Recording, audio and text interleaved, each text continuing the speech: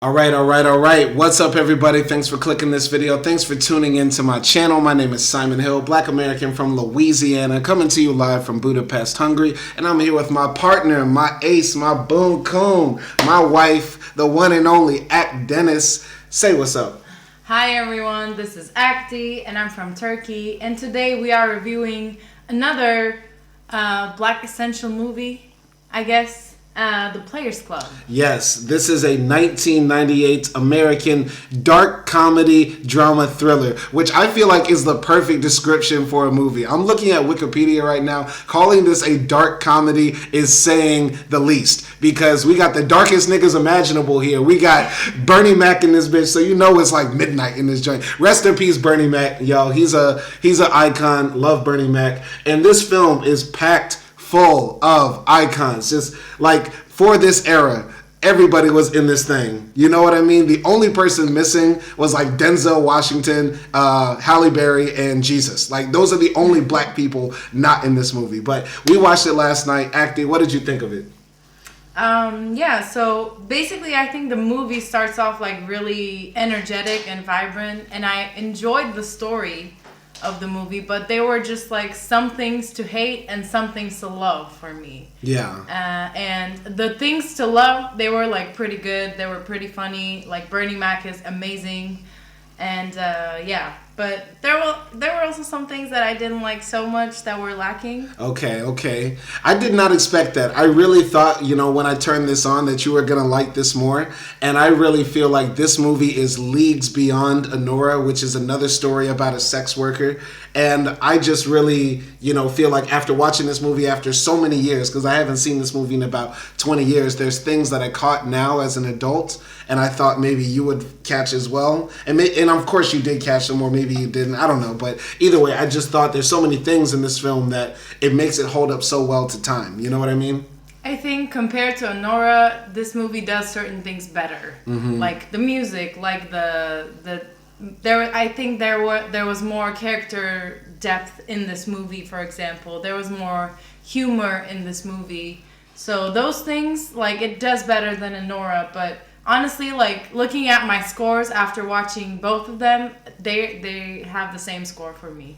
Wow, okay. All right. Well, I'll just jump ahead and just say my final score is, like, this is damn near a perfect film for me. You know what I mean? And I'm not being, you're a bit biased. I'm a bit biased, I guess, because this film is one of those films that has scenes in it that stuck with me for life. Like the rape scene, like the scene with the police, like the general aura of the Players Club. Because coming from Monroe, Louisiana, like this film takes place like in the deep South, like in Georgia or somewhere like that, right? And it has this deep South vibe and aesthetic to it that's hard to capture, other than maybe a show like P-Valley was able to capture those nuances of black life in the deep South.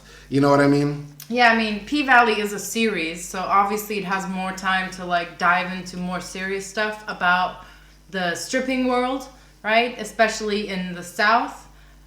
So yeah, I would definitely say like P-Valley is much better than this movie if you want to dive into that world. Mm-hmm. But there are so many quotables in this movie, so I get it. So many quotables, so many funny scenes. We're going to get into the story. Essentially, like, this movie is about this young girl who's black in the Deep South. She wants to go to an HBCU, which is a historically black college or university. Her parents don't let her. She decides to move out on her own with her baby and her baby daddy, and she ends up becoming a stripper at this, hole-in-the-wall strip club called the Players Club, which is ran by the guy whose name is Dollar Bill, played by Bernie Mac, who is an eccentric, strip club owner who is always in trouble with creditors. And, the girl whose name is Diamond, played by LisaRaye, is the girl who's been dancing at the Players Club for many, many years. But towards like her last final year dancing at the Players Club,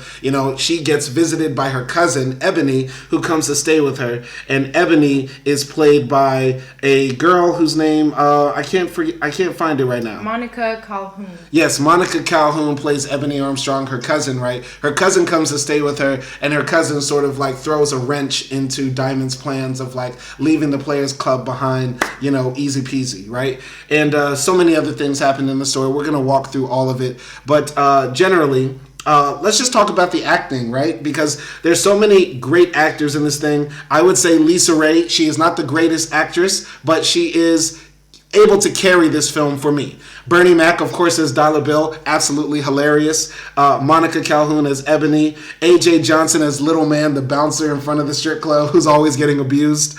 Ice Cube as Reggie, right? And Akdi loves Ice Cube for some reason. I do love it. Jamie Foxx as Blue, the DJ at the club. John Amos, rest in peace to John Amos. He is a legendary black actor. He played the father on Good Times and the police officer in this movie. Faison Love as well. He's still kicking around his fat ass. And Charlie Murphy, rest in peace, Eddie Murphy's brother. He plays another character in this film. Adele Givens as Trix. She's a famous comedian. Terrence Howard, of course, Black All-Star. You know, come on, man. Oh, man, so many other people as well. You got Tiny Lister, famous boxer. He's in the club. I mean, come on, man. Debo, rest in peace, Debo. You know what I mean? You don't know Debo yet because I didn't show you Friday. No. I didn't show you another classic black film from Ice Cube as well. I mean, Tiny Lister was in this joint. Who else, man? Luther Campbell. Luke, pop that, don't stop, pop that doodle, bro. Okay. Michael Clark Duncan. I mean, the nigga from the Green Mile. Come on, man. Like, this movie is packed full of, like, beautiful melanin, man. I love it. I love it. Yeah. But what'd you think of the acting and the cast? The cast is insane. Like, you just listed everyone, like, there are also like people like Terrence Howard and Jamie Foxx that we don't know that will be like those famous staple actors in it, but they're also already like, you know, acclaimed actors in it as well. So it's just like a, you know, a carnival of, you know, staple actors. So obviously I love that. I know I'm gonna get like shamed for this, but for me, honestly, like all acting is good except a little bit of like LisaRaye. I just like cannot get with her acting at certain points in the movie because it took me out of like the plot and of the scene. Right. And I don't know if it was the lines, if it was like the director's, you know, decisions, but there are like times where she's really good, but then there are times I feel like she's giving me cringe. I get you. I think LisaRaye skated by a lot of her career because she's still like talked about somewhat today, like, you know, in the blogs and gossip sites and stuff like that. LisaRaye skated by off of Pretty Privilege to some degree. I mean, I'm gonna keep it real. LisaRaye is 90s fine to me. Like, she is not the pinnacle of 90s fine because you have Nia Long, Sanaa Lathan, Beyonce, Halle Berry, you know what I mean, Vanessa Williams, so many other beautiful women that were 90s fine at the time. LisaRaye is like bottom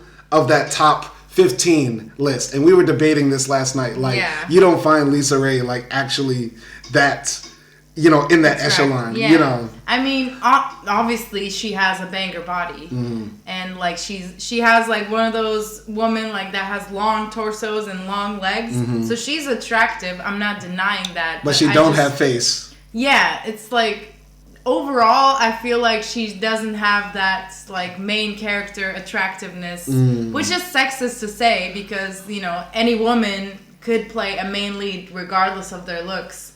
But I'm just saying, like, if we're looking at it through the lens of Hollywood and patriarchal Hollywood, for me, I don't see it. Like, I don't think she's that pretty. Yeah, I disagree. And, like, everybody else will disagree with you. Like, it's universally understood LisaRaye is fine as hell, especially in Players Club. Okay, I mean, it's just my, you know, it's my... I got you. Reference. And I just want to say, like, you know, I think everyone is beautiful in any way. Yeah, we get it. We know, Akdi. You love all women. Yeah. I do. And all people, like, you know, everyone has something to like about them. Right. But yeah. Well, yeah, let's just walk through this movie. And, sorry, go ahead. One last thing. I have to say, like, this is Ice Cube's, like, first and only directorial debut. Really? Like, he co-wrote a lot of movies and he produced a lot of movies, but this is, like, the only one where he directed, wrote, and produced. And also acted in it. Wait, so he didn't direct Friday? He co-wrote. Really? Yeah. I didn't know that. You just taught me something right there. Yep, you're right. I'm looking at it right now. He directed, produced, wrote, and acted in Players Club, and that's the only movie he did all of those in. You're absolutely right. Yeah. Wow. Okay, and, I didn't know that. I feel like, look, as a debut movie, this is like pretty good. And I feel like if Ice Cube like continued to direct today, he would probably make better movies than Tyler Perry. Yeah, no, now that you told me that, because I love Friday as well, which is a classic comedy. But yeah, so many of these other films that he was in, you know, like Higher Learning, Boys in the Hood, of course, you know, these are like classic films, CB4, but he didn't, you know, direct them. And one of my favorite things about Players Club is the direction, like how they're able to shoot this film mostly at night. You know, because it's a dark club. Many of the scenes are like 2 or 3 a.m. You would assume, and he's still able to capture like the different tones and skin tones of people, and be able to shoot. You know, because it's hard to shoot black people in black and white and at night. You know what I mean? Yeah. Without proper direction. Very, very excellent. But I think he also had an excellent cast to lean on. You know what I mean? Even if his direction was bad, Bernie Mac is going to steal the show in the purple suits as Dollar Bill. You know what I mean? Yeah. So, but yeah, let's walk through this story, man. So basically the movie opens up by letting you know that the Players Club, the strip club, actually burns down. And like many hood movies at the time, LisaRaye is narrating the story. She's like, you know, dancing at the Players Club was fun and all, but then I was glad that it burnt down. And so then we get to find more about, you know, Diamond's story. And Diamond, basically, like I said earlier, you know, she wanted to go to an HBCU, and her daddy said to her, I ain't sending you to one of them nigger colleges. And so she, you know, got into a big argument with her well-to-do middle-class black family, hopped in the car with her baby daddy, with her young son on the, you know, in the back seat, and shacked up with him until he left too. And then she started, you know, at the beginning of the movie, we see that she's working like at this shoe store, and these two strippers come in. One of them's name is Ronnie, the other one's name is Trixie, and they're sort of like being rude to her, you know, about her working at the shoe store and smelling people's feet all day. And they're the ones who bring her into the Players Club after they see that she actually has like a nice body and a pretty face to work there. What did you think about the opening scene? I actually really like the narration in the beginning. That's one of my favorite like parts of the movie, because we sort of like get to know all of the background that is related to like the main character, and that gives a lot of like you know, insight into the story when it like progresses. So I really liked it. I liked seeing all the different things like she faced in her life.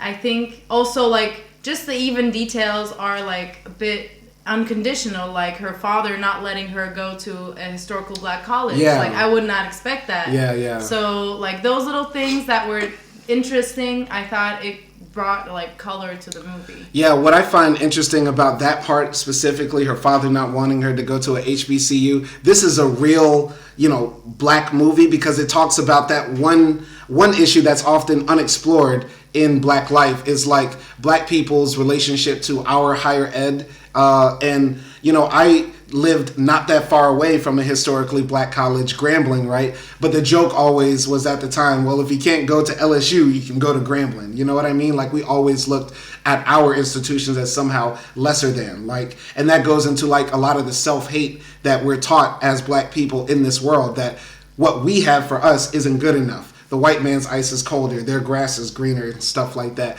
And, you know, Diamond is fighting against that. She wanted to go to one of those schools, to be in that environment. But her father is from that older respectability politics generation where they're like, no, I worked this hard and I'm not going to send you to one of them black schools, right? Which I find crazy, because like some people don't want to send their daughters or sons to black schools because they think they're just going to go there, have sex, and get pregnant. You know what I mean? But Diamond was already a baby mama, yeah. You know, at that time. So why is he tripping? Like, you could have a baby, but I'm not going to send you to the black schools. You know what I mean? Yeah. I mean, I guess, like, he like you said, he was doing the respectability politics, and he wanted, like, what he thought was the best for his daughter, apparently. So, yeah. But I thought that was, like, an interesting introduction. Now, I want to talk about Ronnie, because Ronnie is like the main villain in this film, but she is such a captivating character when she's on screen, even from that first scene when you see her at the shoe store, foot store, like you could buy a foot. I'm tripping. At the shoe store, Ronnie's like wigs, the long extension nails, the red lipstick, you know what I mean? And just her like demeanor, she gives off such like snake venomous, Lilith energy. You know what I mean? Like she is such a just captivating character every time she's on screen. Yeah. You know, and the way she's like talking to Diamond in the store, like nobody could pay me to smell people's feet all day. You know what I mean? Like she's just so. I love Ronnie so much, but she is so terrifying to me as a character. But what did you think about Ronnie and Trixie? Like when we first are introduced to them? Yeah, I definitely agree that she's terrifying because she is, and I think also, to a degree, she's like a fashion icon of that era because, like, I hate her wigs, but it's so also ghetto like, fabulous. Yeah, it is ghetto fabulous. It's ghettabulous. Ghettabulous. I don't know, but like her nails, like you said, like just all of her demeanor and outfits and attitudes, she's giving like, I'm gonna dominate you. I'm a dominatrix. I like split dicks in house for fun. Yeah. Like she's giving that energy. Yeah, just, and like her Trix. Yeah, her sidekick. Yeah, her sidekick is giving like old hoe, but also scary. Yes.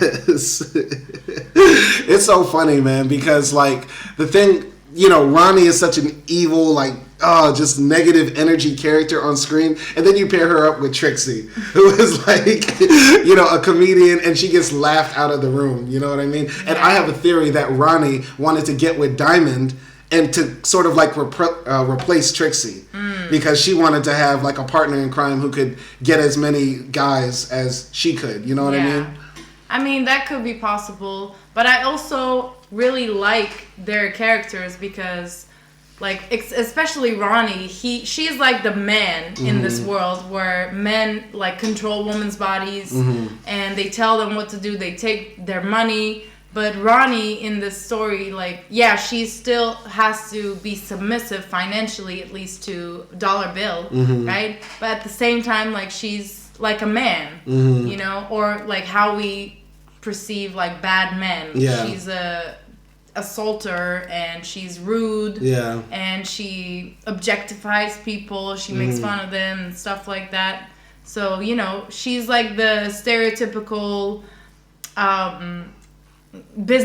white businessman, but like she's a black stripper. Right, we're gonna see more of Ronnie later, like actually like doing what you're saying, like dominating and having like big dick energy on screen. Yeah. But I want to give a shout out to the actress who played her, Crystale Wilson, or Crystale Wilson, or Crystale Wilson. I mean, she has a black ass name, so there's many ways to repeat it. She's still beautiful today, and she probably hasn't done much outside of Players Club because I haven't seen her in anything else. She doesn't even have a Wikipedia page. But shout out to her for bringing the character Ronnie to life. One of the most, I believe, memorable villains on screen for me. But there's so many other villains in this film too, which makes this film more dark. But let's get into it, right? So, Diamond starts dancing at the Players Club and her life gets better. As we see in like this short little montage, the first time she goes there to dance, she's really nervous. She dances in front of this, nerdy guy with glasses, right? Who we sort of don't think of, won't do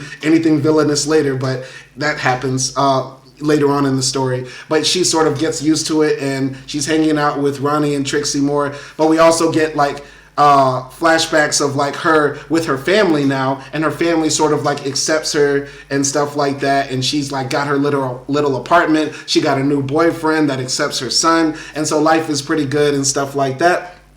But we get a fast forward later to the future. She's studying for the finals of her last semester, and then she gets a knock on the door. It's her cousin Ebony, and she agreed to take care of Ebony because she was like getting in trouble like in Florida and stuff like that.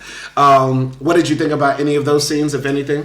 I think it's a different, once again, like it's a different approach to like this sort of stripper movie because even though she got into the stripper world, I feel like her ethics and her righteousness didn't change. Like, she still is kind of like the girl next door, but she's stripping at night. But at the same time, like, she got some, like, loyal, nerdy customers that, like, you know, don't really push her to the limits. And, yeah, she's, like, just dancing and then coming back home and studying. So it's, like, her life is not what we would expect from a stripper. Yeah. Which I like. Right. To when it like breaks that stereotype. Yeah. Because she is still a good girl. Yeah. She had a bigger mission in mind, and I'm gonna be frank, I think what this movie does well about talking about the strip club is they show that there's different ways to be a hoe. There's different ways to be a hoe, and actually the prime way to do it is get your money, have a long-term goal, and try to get out of the game. You know what I mean? But this movie also touches on, like, you know, in the underworld, it wants to suck you in. Yeah. You know? It's hard to get out of the underworld if you're around drugs, alcohol, sex all day, and that temptation for easy money. But if you have a long-term goal, stick on that. And that's sort of like what Diamond had. Yeah, I mean, she has, like, her school going for her. She's also a mom. And, yeah. And I also, like, they don't show her kid that much. But I like it when they show him because she's not, like, telling her son lies. Her son lies for her. But it's like her son knows that her mom is a dancer, but, like, she raised him to be okay with it. Yeah. You know? Which is, like, very refreshing to think about. Yeah. The son only has, like, a few moments in the film, but I feel like he's still remembered, right? Like, in crucial moments in the film, he's still there. Like, she runs into the house and says, you know, where's my son and stuff like that. And her son is like in the back room witnessing a lot of stuff that goes down with Diamond in the trauma of her life later. But Ebony comes and Diamond puts her on at the Players Club. And because Ebony's like, I want to make some money too. I want to live in an apartment like this. What did you think about, you know, Diamond putting her on like that? Honestly, like, if I was in the same situation with Diamond, I would put my cousin up with me too. Really? Like, if she wanted to make money and if she had aspirations, like, similar to me, I would definitely help her out. Because at the end of the day, what I'm doing is not, like, something bad. I'm not doing drugs or anything. But at the same time, we would be like buddies. Like, she would not leave my sight because I would feel somewhat of a responsibility for getting her into that world.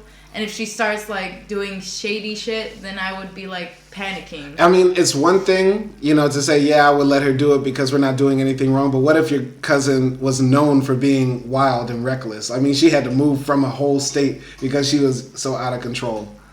I mean, I think because I'm there, I would be able to, like, help her. So I would get into the same group as Diamond. Really? Like, probably. But at the same time, I feel like I'm the wildest out of my cousins. So I got you. Like, you know, thinking of my cousin who might do this, like, I would have to, like, push her to do it. Yeah, you know? yeah. I got you. I feel like Diamond, you know, she couldn't control Ebony. Like, if Ebony wanted to dance at the Players Club, it wasn't hard to do her fine. So she was like, maybe I can bring her in and teach her my ways of doing it. You know what I mean? But still, it's almost like she was begging for trouble by, like, letting her in so easily. I would have tried to talk her out of it some more. Yeah, and also, like, you know, they're living together with Diamond's long-term boyfriend. And her, like, baby daddy. Yeah. So one of the subplots of this film is Dollar Bill. And Dollar Bill, like I mentioned earlier, is played by Bernie Mac. He's the owner of the club, this you know, audacious pimp who wears, like, you know, colorful suits and has, like, wild ways with words. And Dollar Bill owes money to this gangster named St. Louis. And I believe Dollar Bill is down like $100,000 or something like that, right? And Dollar Bill gets visited by, like, a gangster late at night who, like, puts a shotgun in his mouth and tells him, like, you know, you need to have $10,000 cash for St. Louis by, like, Friday or something like that, or else I'm gonna blow your brains out. And we also get to see, you know, Dollar Bill meet Ebony, right? And Dollar Bill does like this whole speech about how stripping started. And he says, basically a long time ago in Africa when the white man came, they saw big, beautiful black women in the nude. Titties, ass, free. Beautiful black women, free. And he saw those beautiful black women dancing, shaking, singing. So the white man went back to Europe and tried to get the white women to do it. And the white women said, fuck that, pay me. And that's why I get 30%. I can listen to that speech all day. Like, it's so funny. It's so hilarious. But what did you think about, Dollar Bill's storyline and getting introduced to him and that speech, anything like that? Yeah, I love the character Dollar Bill. Like I said this last night, it's like when we watch Idiocracy, Camacho. It's like Camacho is like one of those characters that just sticks with you and that is just iconic. Yeah, you can't forget. Regardless of how big of a role it has in the movie. So I love that speech also. Like, it was hilarious. I think we watched it 10 times on replay. And also I liked his character because he's just a man that loves money. And like just his whole room decor and stuff like that is hilarious as well. So I love the attention to he has a $1 bill with his face on it. Yeah. With like George Washington's wig. Yeah, like he's like his room and little passages that he has in it, like it's just hilarious. We will mention it later. And I also like the fact that, he's not like a violent, pimp. Yeah. He's like as long as he got his money, like he's okay. Yeah. Yeah, like Dollar Bill is, like you said, one of those hilarious characters you can't forget, like Sarah Netanyahu, like the Bippy Files. Wow. He's just absolutely insane. And yeah, it just makes me miss Bernie Mac even more, because like, I think he died like in his 50s or like 60s or something like that. And, he just was just always funny, And I just, we should watch more movies with him in it because he always steals the show. But rest in peace. Yeah. Like, the subplot, though, about St. Louis, coming to get Bernie Mac's money, I like that subplot because it adds a level of intrigue, and I also like the character of St. Louis as well. When we first see St. Louis, we don't see anything but like his black ass lips talking from the back of a limo while he's like puffing on a cigar, and like his henchmen are like at the front of the club harassing the bouncer to send the message to St. Louis. That's also not St. Louis, to Dollar Bill, right? St. Louis is telling his killers, which are played by Terrence Howard and Charlie Murphy, tell Dollar Bill I want my money, man. And then we see St. Louis skirt off, and then we're introduced to Reggie, who is played by Ice Cube, and his homie as well, who are also like the henchmen who are sent into the Players Club to monitor what's happening while St. Louis is away. What did you think about those characters getting introduced? I mean, first of all, at first I thought, like, was that necessary, like, the whole side plot? Because it's really about a story of Diamond. But I thought later that, because it showed, like, the dark side of being in this business. Because it's not like opening up a supermarket, right? You get... either if you want it or not, I feel like somehow you get involved in some shady shit. Whether you owe money to someone, whether you have, drugs being dealed in your club, and, or prostitution and things like that. Like, either way, you get involved in that sort of stuff. But I wish it had, if they decided to go that side plot, I wish it had a bit more connection to the actual story with Diamond. Like if we see more of Bernie Mac just like going really down on the strippers or something to get money. Yeah. Well, he does that. He goes through the back channel after Little Man tells him. He opens up a back door and crawls through a back alley. And while this white girl is saying like, I should have never gotten this nigga's name tatted on my titty, he comes out the locker and says, what y'all hoes doing in here? Y'all need to be out there making my money. But go ahead. But I just felt like there were two separate plots, you know, and they were like both important for the movie. I just thought like I wish there was some sort of connection, and on top of it, I really didn't think Reggie and his like friends, all that part was a bit unnecessary. Because like, why was that there? We already have like Terrence Howard and that crew. trying to like push down and get their money. So why are like those two idiots there? I got you. I can understand why it might seem unnecessary to have Ice Cube in the film. Like, he didn't really... The same movie could have happened without Reggie and, you know, his homie. It was just adding like more confusion because I thought at that point it was too many characters. Right. The two of them. Right. Because then we are introduced to more characters like, I don't know, Ronnie's brother or Uncle Luke. You know, so... I mean, everybody wanted a piece of this movie, man. Yeah, like, I guess, you know. like, you know. I mean, does this not seem like the coolest movie set to be on? Like, you chilling one day, Ice Cube's right there, LisaRaye is over here, fucking Terrence Howard is over there. Yeah. You know what I mean? Like, it's just like a cool ass set to be on. You know, a lot of reefer was getting passed around. Yeah, a lot of music was getting played. You know what I mean? Jokes were being told. Definitely would have loved to play that like one white girl in the and just like, if I play that girl, I'll just like get to hang out with all of the crew. Yeah. But yeah, anyway, you know, moving on in the story, like, you know, Diamond is starting to have problems with her man. You know, once Ebony comes into the house, he's complaining like, I'm tired of you dancing at this club. Every guy gets to see you naked. And then she's like, you weren't complaining when you met me there. Also, at the same time, you know, Ebony is at the club and, you know, she's drinking a lot. She's hanging out with Ronnie and Trixie more and, like, going to, like, lesbian bachelorette parties and stuff like that and, like, doing wild and freaky stuff. There's, like, innuendo there in this film that, you know, how Ronnie gets down with Trixie and Ebony is like they'll do anything for cash. You know what I mean? And so, you know, Diamond is trying to like talk to Ebony, like bring her back on the straight and narrow, but Ebony is like just getting drunk all the time and stuff like that. And one time when Ebony is like dancing out there like hella drunk, like she gets taken outside by Reggie, you know, and his homeboy, and they throw her in the back of the car and stuff like that. Diamond runs outside, chases her, and says, "Get out this car, they're gonna rape you." And Ice Cube turns around and says, "Ain't nobody gonna rape her," and stuff like that, right? And she has to like really talk her out of doing it. And you know, that makes Reggie really mad at Diamond and also really mad at Ebony, and that's important for the story later. But what did you think about any of those parts of the story? Yeah, first of all, Diamond's boyfriend, I don't know if she's her baby daddy as well. No, it's a different guy. It's a different... Okay, he looks like he doesn't have a job and he like just stays at home with like Diamond. So I don't know why he's complaining that Diamond is making that money. Obviously, like he knew what Diamond was doing and that's where they met. Actually, like they say that. So yeah, he's just annoying that he's trying to like start a fight or something like that.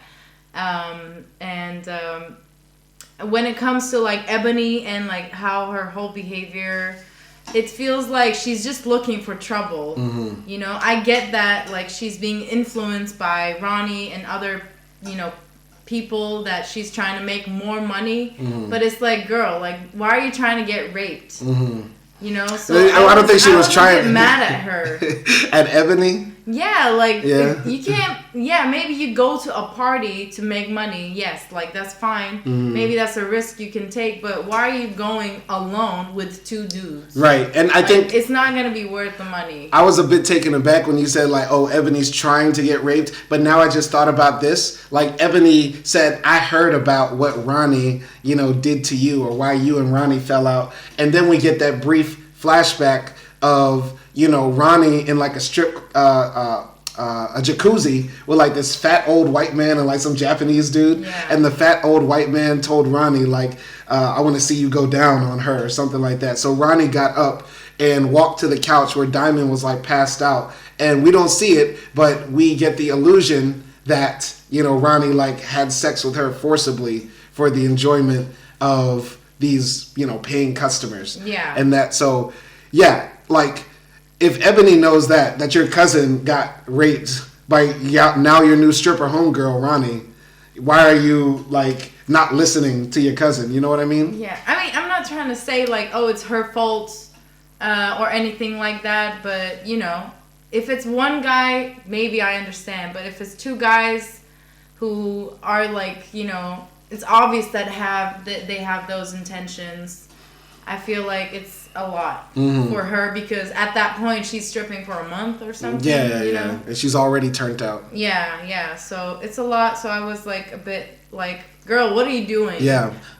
I want to talk about that part, right? Like, you know, some people criticize this movie for having homophobia against lesbians, right? By making Ronnie be this, you know, basically female rapist against other women, and also definitely not a friend to girls, because she does so many things that basically get girls in trouble or hurt and stuff like that, right? And I don't know, what did you think about that part? Because, like, I think that reflects, like, the time, you know, homophobia was still generally more open at that time, and in the black community, like, you know, at that time, and still now to some degree, there's still a lot of conservatism around, like, sexuality and looking at lesbianism, you know, as something nasty. You know what I mean? I mean, looking at Ice Cube, since he, you know, did everything for this movie, it's an interesting choice, because, like, why would you think of that? Honestly, I'm not saying, like, yeah, no girl ever raped another girl. I'm sure that happened at some point, but it's not something that's really common that we talk about it, you know? Because most of the time, you know, if you're a woman, you know how bad it is to get raped, so you don't do it to another woman.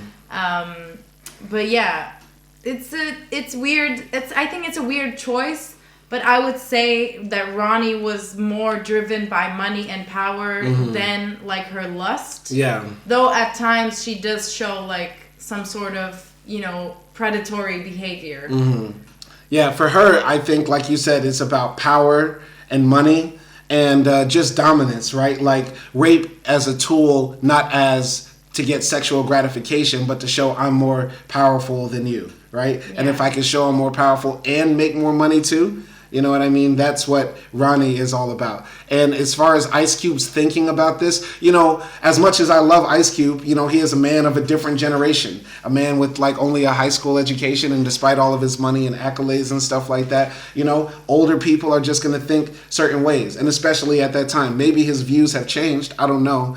But I don't think this is a anti-lesbian film. In fact, I think you could look at it and say, oh, you know, they're allowing the opportunity for us to explore a lesbian villain.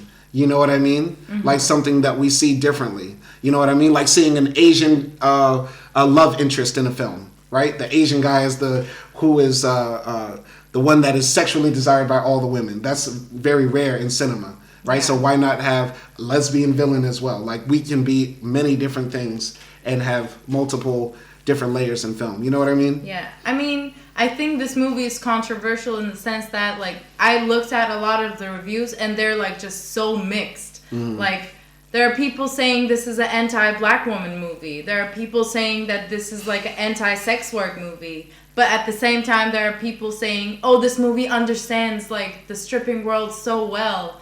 Or that this movie is a love letter by Ice Cube for the strippers and things like that, you know?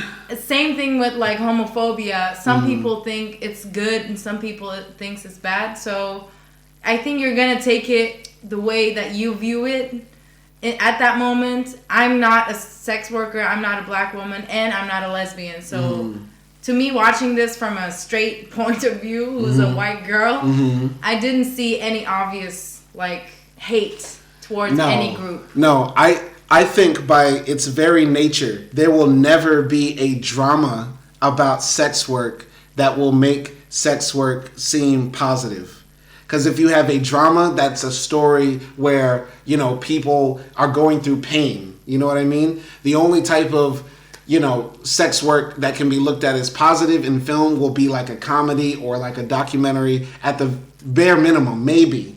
You know what I mean? But if you have a story where people are going through pain and then you tie that with stripping or prostitution or something like that, people will say, oh, that person went through that problem because they're in sex work, rather than looking at us and say, we make sex work the problem. You know what I mean? Yeah. You get what I'm saying? Yeah. So, going on, moving forward in the story, right? There's like this side plot that basically happens where Dollar Bill gets abducted by like the henchmen of St. Louis, right? They catch him while he's like trying to creep outside of the club in broad daylight, by the way. Like that was the funny part. Like Bernie Mac's black ass. He must have thought he was a shadow, nigga. Like how you gonna try to creep in broad daylight? And so then St. Louis's henchmen catch him by the car. They like beat him up. Terrence Howard like falls down while he like kicks Bernie Mac and stuff like that, which was hilarious. They throw him in the back of the trunk, and they're talking about like torturing him to get the money, like cut his eyelids off and keep on taking pictures. Hilarious. Until they're stopped by the police, which is John Amos, the father from Good Times, rest in peace, and Faison Love. They're the two knucklehead cops who catch these two dumbasses trying to like dump this body out and stuff like that, right? They also get a flat tire. That's why. Anyway, that's like some comedic relief and stuff like that, but that also saves Dollar Bill's life. Also moving forward as well, like Ebony has continued to like hang out with Trixie and Ronnie more. Diamond is at college and like falling asleep at school, and like her professor is like telling her like, how are you gonna pass my class if you keep on falling asleep and stuff like that. And there's just Diamond comes home one day and also finds that her cousin Ebony is like walking around the house like in her panties, like in front of her man and stuff like that. So any comments on any of those scenes right there? The scene with like St. Louis's henchmen and Dollar Bill, it's a bit unnecessary, but it's also like funny. So I don't know like if I want to get rid of it or not, because like you said, it is a comedic relief. So I guess keep it. Like why not? Yeah, it's a bit like up in the air. It's a bit like empty. But at the same time, like there are some jokes there, especially like I think with the policemen and like their dynamic. I feel like because everyone is black, they're like joking with each other, and they know like they're not gonna be sent to death row or something, you know. So it's like a bit light comedy there. Yeah, like at that point, you could look at this film like kind of like sitcom-ish. Like for those scenes with the cops, you could imagine like a laugh track playing in the background, like you know what I mean? Yeah. So it's just there for a bit of comic relief, but I feel like that's good to balance with like the darkness on the other side. Because notice in the film, those scenes take place in the day. Comedy scenes generally are lit up in the movie. They take place either outside or in well-lit rooms, but the darker parts take place like at nights, like when in this scene we're looking at right now, when Ronnie gives that famous speech to Ebony in her red Corvette, like drop top stuff, and like Ronnie's basically saying like you want to be like your cousin, driving a Honda Civic, or do you want to be like me in this red Ferrari and stuff like that, and we gonna get this money, bitch, you know what I mean? Yeah. And so. Like, if you're gonna cry, if you're gonna be sad, would you rather be sad in a Honda Civic or in a Ferrari? Exactly, right? And what did you think about the scene of Ebony, walking around the house in her panties? Yeah, I felt like at that point she's just being rebellious, and she's just not that even she's like interested in her cousin's man or anything, but it's just like she's doing it just out of spite, because I feel like the way she viewed it as like, I'm trying to make some money, and Diamond is like jealous of me, or Diamond like is pretending to be like this pure girl and she thinks I'm a hoe, because I don't know if this was after this, but there was a line where Diamond says like, I'm not even mad at you because you're a hoe. I think it was later. But anyway. I feel like that's how, like, that's why Ebony is acting up. Yeah, I feel like that. I don't think it was for any other reason other than she wanted her man. Like, she wanted Lance. You know what I mean? I feel like Ebony, to some degree, is jealous of Diamond. Because Diamond has all of her shit together. And she's one of the most popular girls in the Players Club. Like, we didn't really mention this. Yeah. But everybody, like, when Ebony is approached by Reggie, she says, you want to dance? And Reggie says to her, no, your cousin can make her ass clap. You can't do that. Like, You know, they just called her like a drunk hoe, but Diamond is like the Beyonce of the club, low key. And we also see that like Ronnie gets disrespected on stage, like, and I don't even think Ronnie's that bad looking. It's not you know Ronnie, I mean? it's her friend. No, like older one. No, Ronnie dances on stage, and like people are saying like "F you," you know what I mean? Oh. Like she says like that to the crowd because like they diss her and stuff like that. You know what I mean? Yeah, and like the way that Ronnie like explains it to herself and to Ebony is that like, oh, this stripping shit, like this dancing stuff is for like the bottom bitches, you know, and if you want to make real money, then you have to like suck dick, basically. Yeah.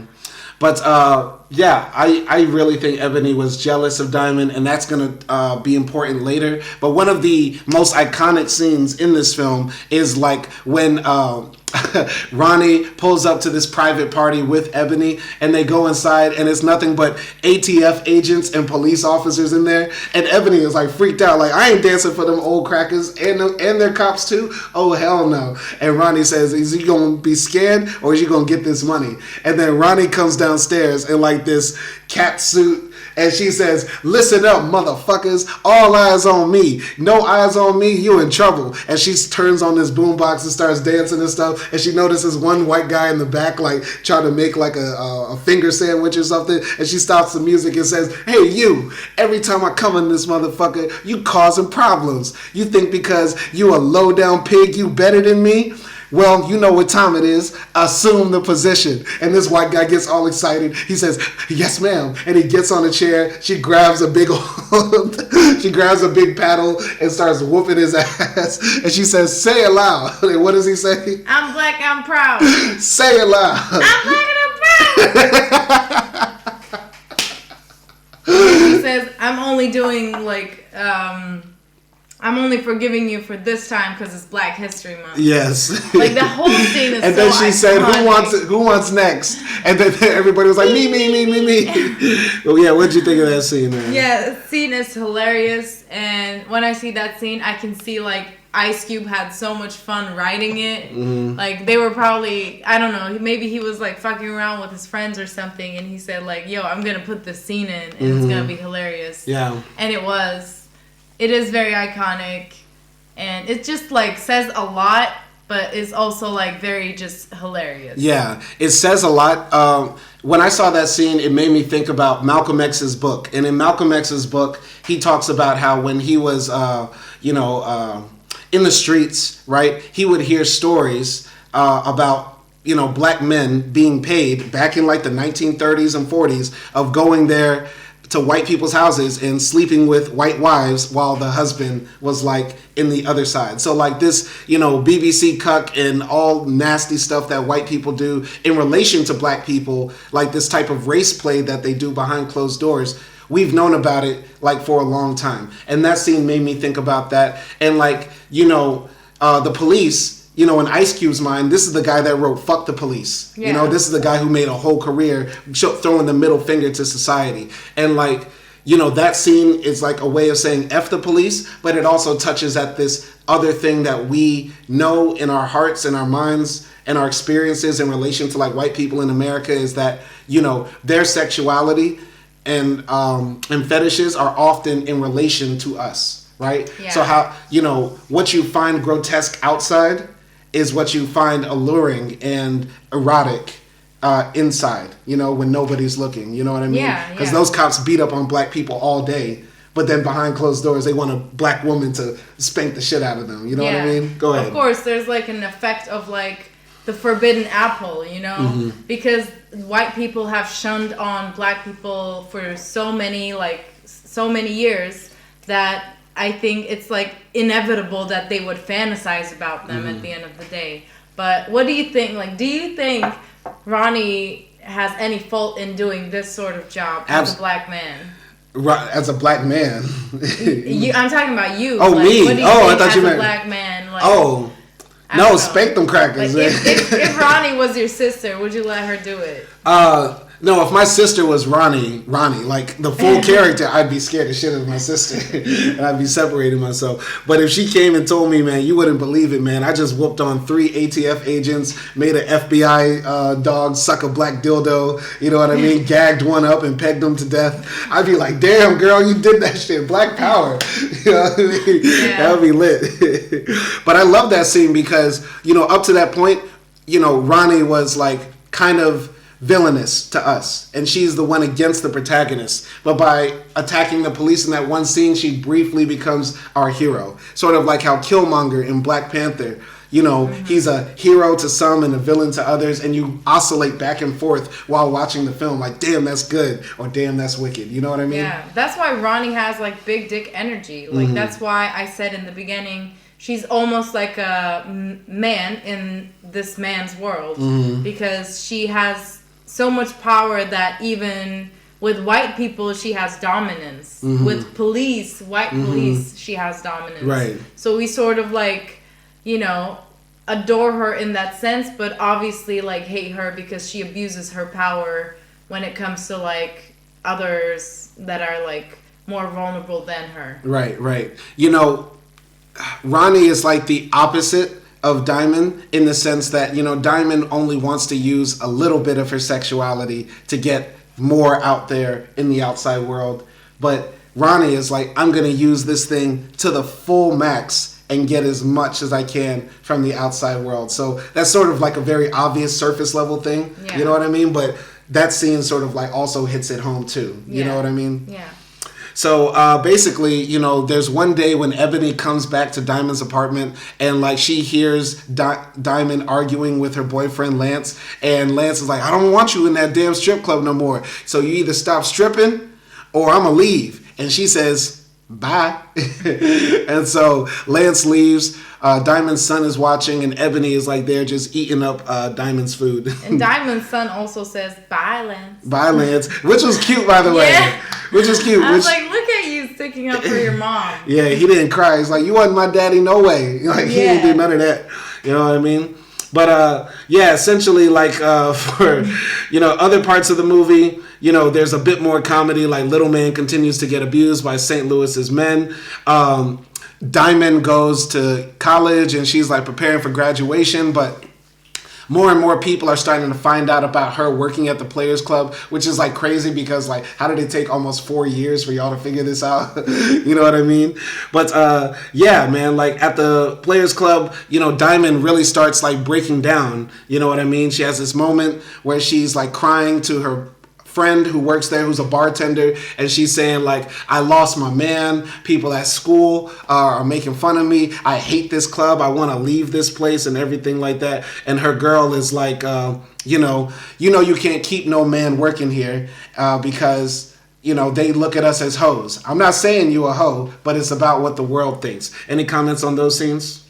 Yeah, I mean, I get her frustration at school because I think for that time, like, yeah, it's something very shunned upon. But I feel like if I was in her situation today, like in 2024, I would probably tell everyone, not everyone, but like if someone asks, what job am I doing? I'm going to be like, yeah, I'm a stripper. Yeah. Cause I would rather OnlyFans. Yeah, like, because I would rather be out than be like stressed about it, you know? And plus, my professors couldn't say shit because I'm like, I'm twerking all night. Like, it's okay if I sleep at your class. Like, please spare me. Yeah. There's much less shame around sex work now, but I still think you would have some issues, though. Yeah, of course. There's still going to be guys that come up to you and try to, like, give you money or something.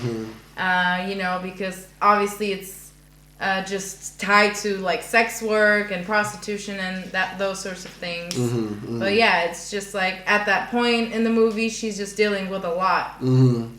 Yeah, it was I thought that was a really powerful scene. You know what I mean? Because once again, this movie is good at showing like the other side of the stripper game, right? Like, because a lot of girls see all the money girls like Ronnie make, you know, the nice cars, the quick, easy money, right? You get to hang out with celebrities and stuff like that. But, you know, Diamond, on the other side, even though she has this plan, she still has to suffer because of how we look at sex work. So it was a very good scene. And I also like how, you know, looking at this film now in 2024, we didn't realize it, but the bartenders sometimes look better than the strippers. I'm sorry. I was gonna say, would I be wrong if I said the bartender looks better than Diamond? Wow. I wouldn't put it past you because she had a lot of T, some A, a lot of T and A. She was top heavy.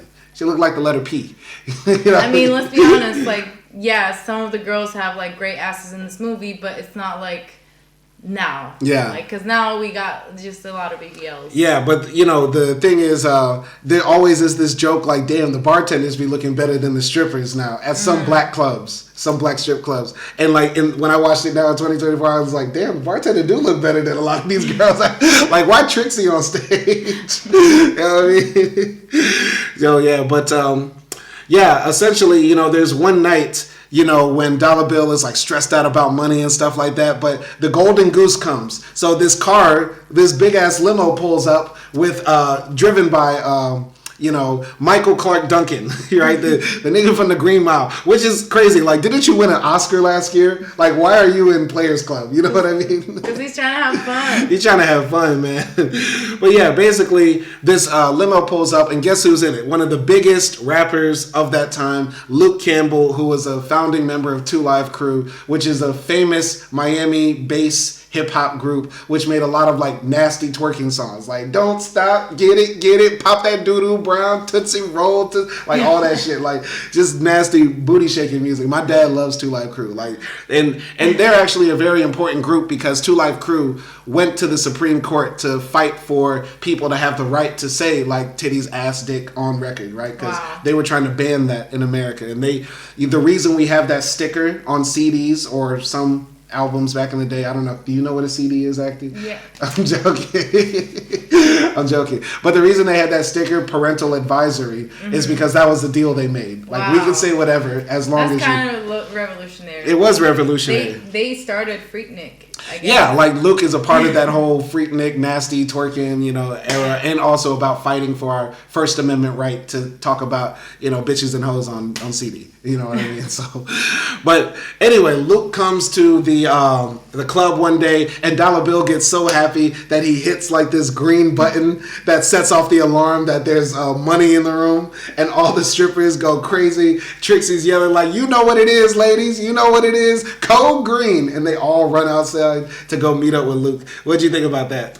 That was just hilarious, because like Dollar Bill's room, like we said, he has like this passage to the girls' room, and he has like that button. Like, those details are so well done. Yeah. And I just love it, like how comedic it is. Yeah, it adds layers to the story because it makes you want to know more about how Dollar Bill came into this thing, how he invented all his little secret rooms and special buttons and codes. He's like a parody character in this movie, like the parody of pimps. Yeah, the one thing the Players Club was missing that Dollar Bill could have used to make money was food. They weren't serving no food in this thing. No chicken wings, no French fries, macaroni and cheese. Every strip club makes at least a good chunk of its money on its back end. You know what I mean? Like the back kitchen, Okay. I mean, I'm not that familiar with... I'm not familiar at all. Man, because I've never been to a strip club. You remember in P Valley? You know what I mean? They were serving the weed-infused wings. Yeah, that's so good, though. Like, I would pay for that. Yeah, that shit was like, that's what Dollar Bill was missing. He thought it was all about the hoes when it's all about, the food. You know what I mean? Yeah.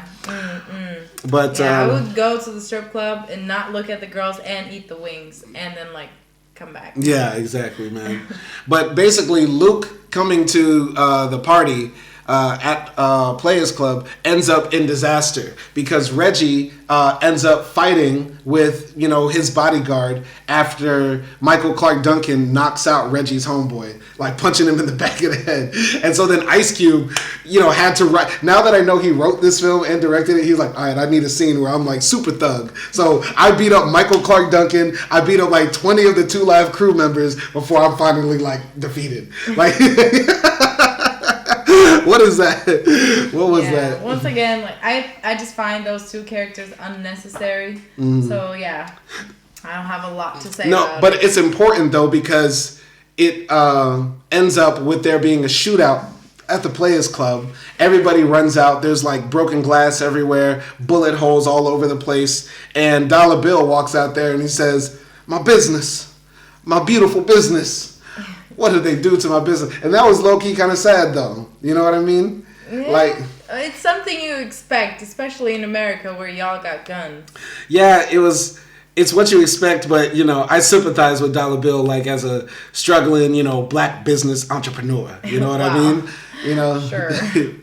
No, because, you know, there's nothing that a nigga has in America that came easy. You know what I mean? So whatever Dollar Bill had came with a lot of blood, sweat, and tears. And probably some criminal activity as well. Yeah. But that leads sort of like to the end of the Player Club. You know what I mean? Close to the end. And that's like, you know, letting us know Dollar Bill's life is really in jeopardy and stuff like that. But, you know, later on that night, we didn't really talk about Jamie Foxx's character. He's like the DJ. He tries to like hit on Diamond and say, you know, can I get your number? And she's like, you know, I just broke up with my boyfriend, but can I get yours? And he's like, oh, yeah, sure, right here, and stuff like that. Diamond goes home that night to her apartment, and one of the most important scenes happen. Two things traumatic happen. She comes home, and the guy that's her regular customer, the nerdy dude with glasses, is like, Diamond, I spent so much money on you. You need to give me your attention. And he like tries to chase her into her apartment. But then when she like pushes him out and goes to the back for her bedroom, she finds Ebony in bed with her ex-boyfriend, Lance. And she like jumps on Ebony, tries to fight her. Lance is like, I came back here to try to talk to you, but it's not what it looks like. You know, she tricked me, whatever. And she's like, man, get the fuck out. And she runs into the closet. And you know when a woman runs in the closet and starts running in shoeboxes, shit's in trouble. So, you know, Diamond gets a gun, and she really busts her gun, which was... That's so black. It's so black, bro. Because, man, that's so real. She really busts her gun and, like, shoots Lance out of the apartment. He didn't die or anything.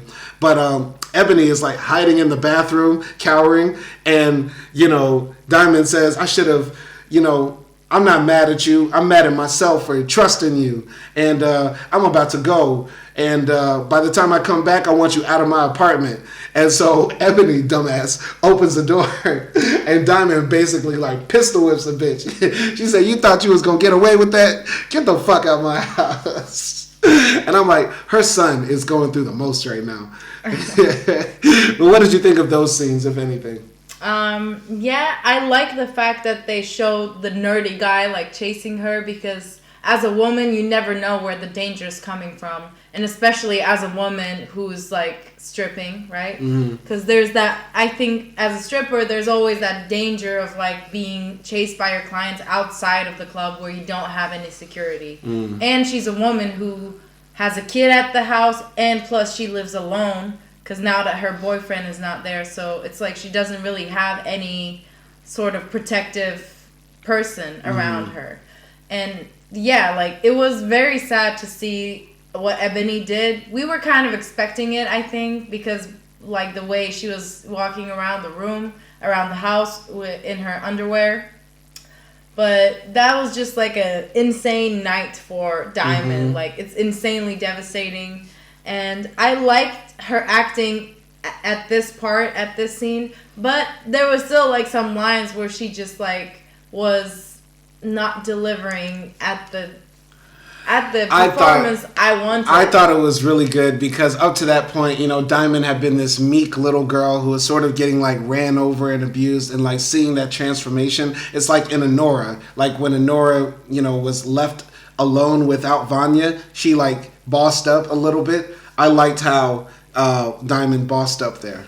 Yeah, I just think when she's not speaking, I like her acting better. Because there's just something... That's so crazy to say. That's a wild sentence. When she's not speaking, her acting is fire. Yeah.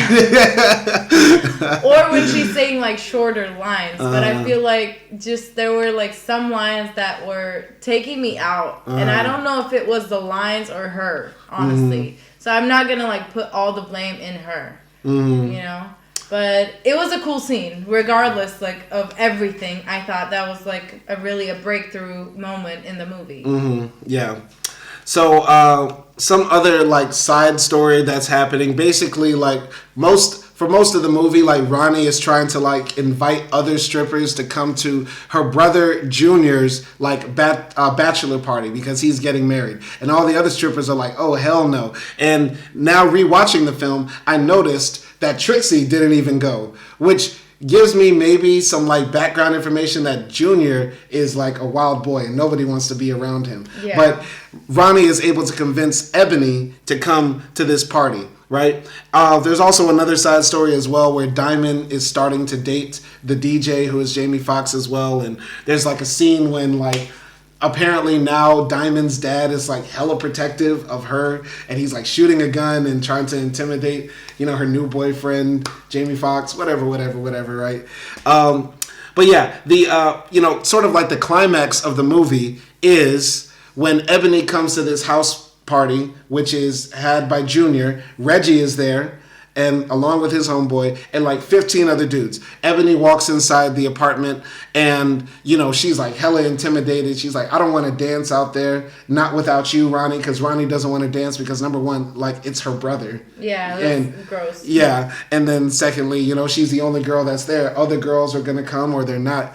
Ronnie lies to Ebony and says, I'm not even getting paid for this party. You know what I mean? Mm-hmm. So you're like doing me a favor after I did so much favors for you.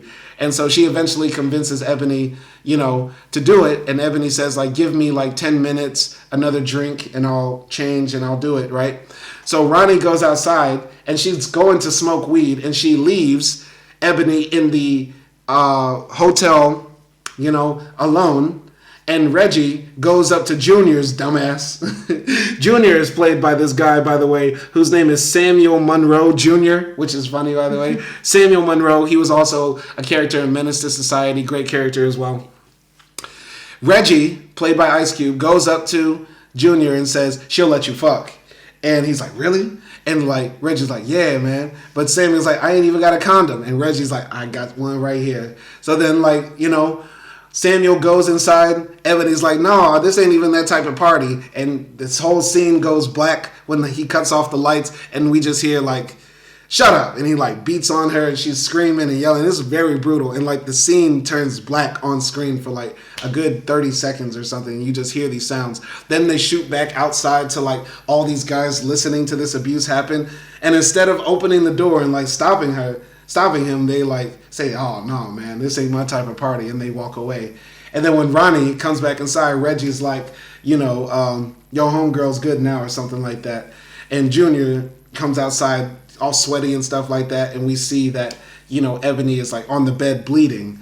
And everybody just sort of like leaves her there. Ronnie, everybody there, they all just run away.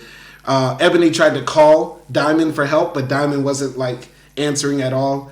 And she ends up going to the hotel to find her, you know, laid out. And they call for help. What did you think about that scene? Oh, wow. I mean, taking a little bit back, I'm going to mention like Jamie Foxx's character, the DJ. I like that side story because it kind of shows like, I feel like the DJ is also a guy who's kind of in that world for the same reasons as Diamond. Maybe he's not going to college, but I think he's just there to like maybe make music or play music, or he's just really trying to improve as a professional. But like nowhere else hires him, so he starts at this club basically. So I like the fact that they're like these two, you know, these two were coming together in the movie. And going back to the party, for this part, I'm not blaming Ebony because I'm thinking she went in as a party, which it was. And obviously she's not going to be expected to get raped or anything like that. The only thing, like the only plot hole for me was that like all those guys behind the door were listening, and they were like a good 10 guys at least.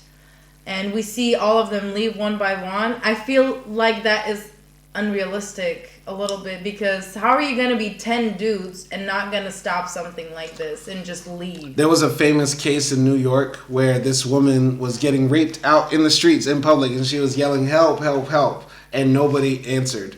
And, you know, they studied that in sociology, like why don't people, you know, respond to catastrophes around them? You know what I mean? And some people might say, you know, there's a self-preservation thing, like, oh, if I get involved, I could get hurt too or something like that, or I might make the situation worse or get in trouble. So that's that. Also, I think it shows like what rape culture is. You might not be a rapist But if you see a rape happening around, some guys won't intervene or stop that from happening.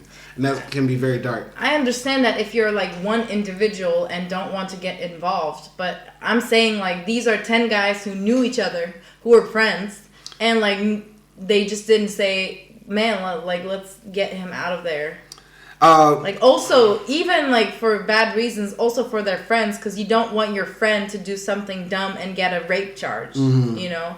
So for me, that was like a bit disappointing to see that, to say the least. But nevertheless, I thought like the whole scene was very powerful. Yeah. Like the way they cut to black and the way we hear the sounds. And yeah, it makes us like feel really, really bad for Ebony, because she's like now at the deep bottom of like this world. That scene takes you back. Well, that scene is powerful because it makes you imagine like being a kid and you're hearing your parents fight in the other room and you're hearing all sorts of shit break and screaming and yelling and all sorts of wild shit. You know what I mean? So if you've had one of those childhoods and that scene hits, you were like, oh shit, that really, that hits you. You know what I mean? But no, I think it is still very realistic because that type of stuff happens all the time where guys see other guys do horrible stuff to women or around women and we don't say anything, right? Because we don't want to be, you know, the white knights. We don't want to be Captain Save-A-Ho. You know what I mean? That sort of stuff. Yeah, and also, I mean, maybe the reason they didn't help because they already saw her as like a prostitute. You know? Yeah. That could also be why. Yeah. So, you know, I feel like if the movie ended at that part and then cut ahead after the next 15 minutes, it would have been great. But here's basically what happens in the rest of the story, right? So Diamond finds out about what happens to Ebony. She goes to the Players Club and basically gets in a whole big cat fight with with Ronnie. She pulls out a gun, shoots it in the air, and makes everybody run out. She hands the gun to Jamie Foxx, the DJ. I forgot his name. Blue? Whatever? DJ. Let's just call him DJ. DJ stands outside the door and holds the gun at Dollar Bill as Dollar Bill's trying to get in to figure out what's happening. And basically, you know, Diamond is like beating the shit out of Ronnie. And I was like, why didn't you do this earlier, girl? Like, this whole movie wouldn't have happened if you really just beat this bitch up the first time she raped you. You know what I mean? But, yeah, she handles her business. And, you know, she has this famous line where she says, this is for Diamond. No, she said, this is for Ebony and this is for me. And you make it hard on women like me to get ahead. Stuff like that, right? And, yeah. Also, at that same time, after that happens, you know, DJ and Diamond leave. The police arrest Ronnie and along with her brother as well. Dollar Bill is trying to run out of the club, but St. Louis comes and he is like, you know, kidnapping him as well. And then they blow up the Players Club. What did you think about that scene? Well, I like the cat fight scene, and my favorite line from the cat fight is when Diamond kicks Ronnie in her coochie, and Ronnie says, "You think there's nuts in there, bitch?" Something like that. Ain't no dick down there. Something like that. Something like that. That was hilarious. But I like that scene because we finally see like Diamond versus Ronnie like just happening real time. And, you know, I've been waiting on it because most of the time Ronnie, like, just assaults Diamond either verbally or physically, and Diamond doesn't really say anything and she takes the high ground, right? But there we see, like, Diamond getting down and getting ratchet, and I like it. And I also like, you know, Jamie Foxx's character, the DJ, like, just standing outside with a gun who... Well, like, he looks more scared than Diamond, but he, like, still ends up, like, standing up for her, basically.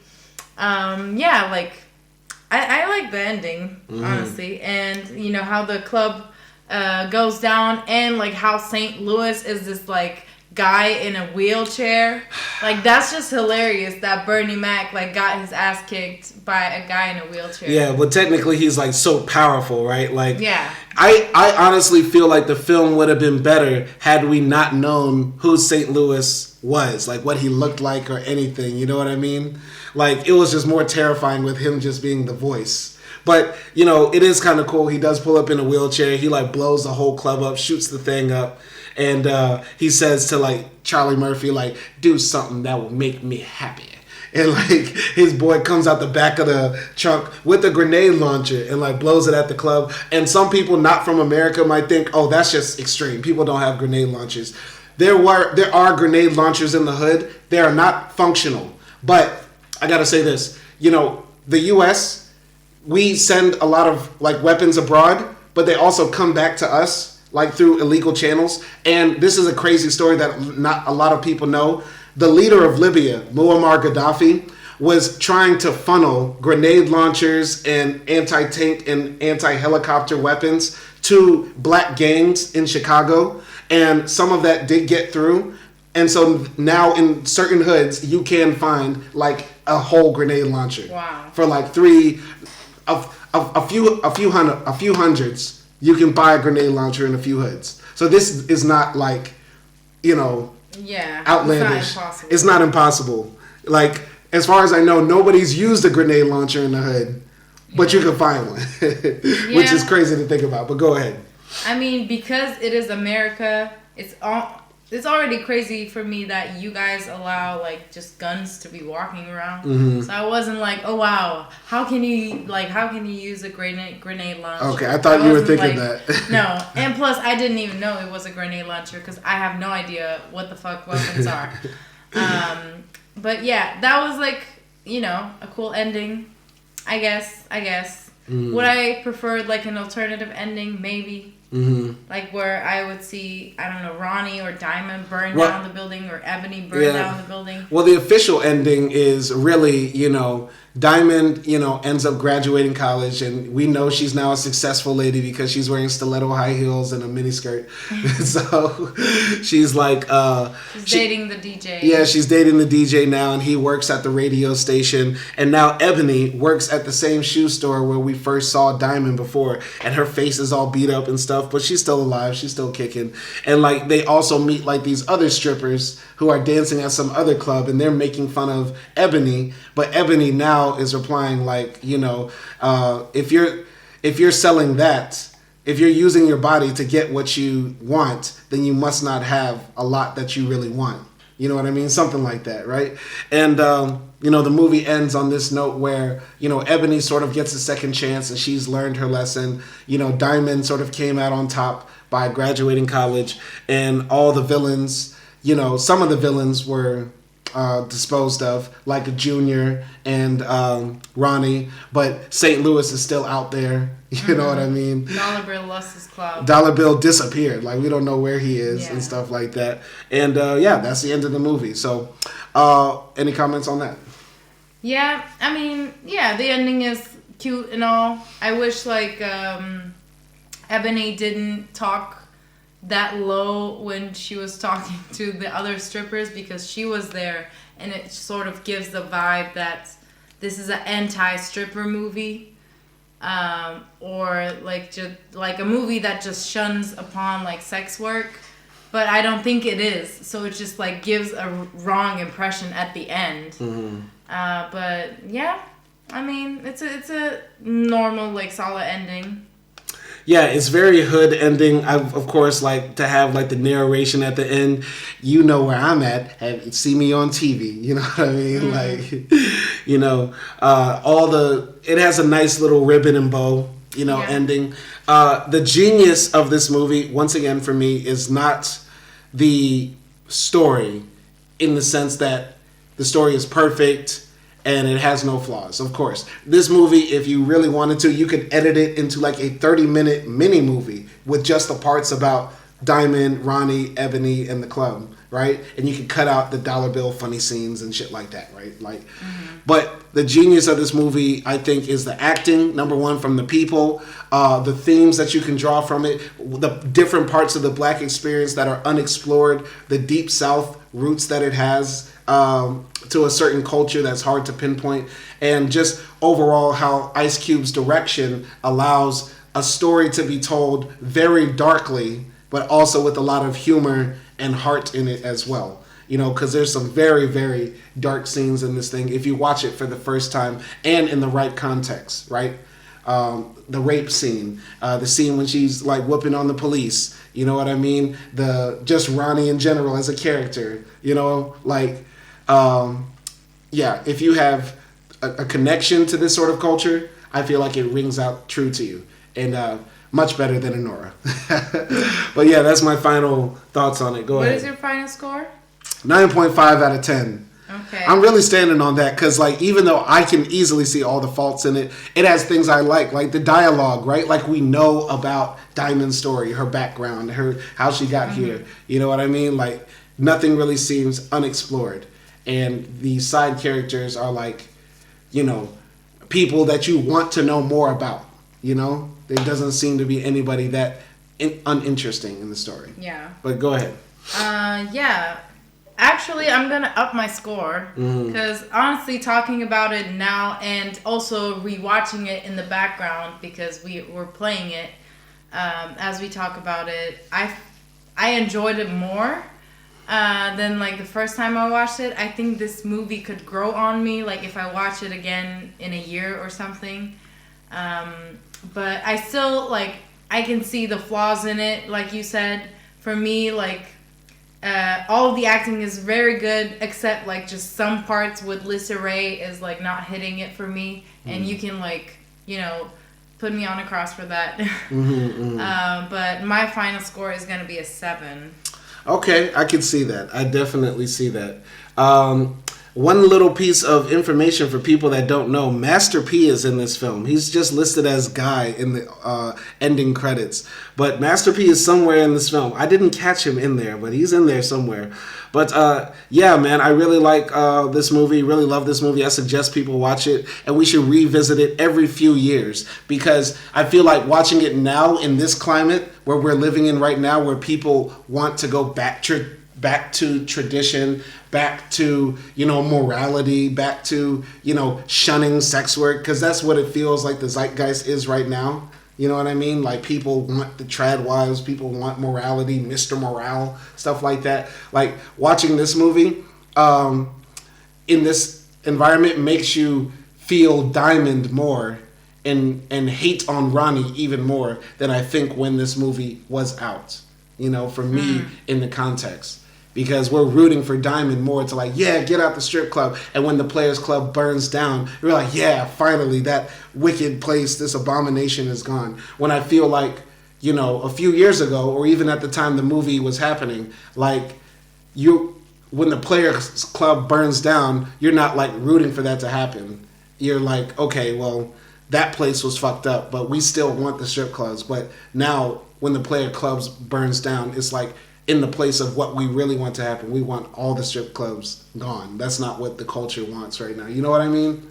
You know what I'm saying? Yeah, I get what you mean, but we usually don't think the same with the culture. Yeah, I know. So I mean, I'm just, you know, looking at it from my perspective, and obviously I think the times will influence how I look at this movie. But yeah, I think strip clubs have been, especially like strip clubs in Black American culture and community, I think it's always going to be there. Yeah. Because now it's like just more than seeing ass and titties. It's a culture thing. It's a, you know, experience. Yeah, yeah. And yeah, I think that's just like a legacy thing from now on. Yeah, it's a part of the culture. You know, it's definitely a part of hip hop culture right now. So even though people say they want Mr. Morale, they want morality, we still jamming Future. Yeah. You know what I mean? So, yeah, man, that's Players Club. This is our review for it. Really enjoy this film. Check it out. 9.5 out of 10. Classic. I'll revisit this film in maybe like 3 or 4 years and still laugh at Bernie Mac. And y'all be easy out there. This is episode 101 of Simon and Akdi Movie Reviews. This film will not be included in our Oscars that we're going to be doing soon because that's only for the first 100. This is our first film of our second set of 100 movies that we'll do before we do our next Oscars. And if you have any films you want us to review, put them in the comments, put it in the chat, and continue to support your boy. Y'all be easy out there, and peace.